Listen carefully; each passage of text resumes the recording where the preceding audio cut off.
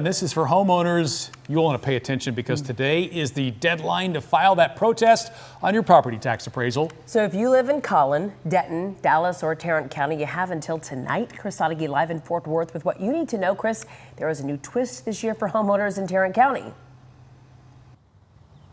Yes, Kara, you do not want to wait any longer. Today, the final day, you can protest your appraised property value in our 4 major metro counties. Things are a little different here in Tarrant County this year. So if you do own property, you should have received the appraisal showing the value at which you'll be taxed for the coming year. It should also include the instructions on how to protest that value to hopefully save you some money on your tax bill. Most can do so on your county's Central Appraisal District website, in person, or even by mail. You'll also want to make sure you've applied for a homestead exemption if you haven't already to further reduce the taxable value of your property. But listen close if you live in Tarrant County. This year there is a freeze on appraisal values, which means your 2025 appraisal should be the same as your 2024 value. However, that does not mean you can't protest. In fact, we spoke to a tax protest expert a couple weeks ago who said everyone in Tarrant County should still protest even with the frozen values.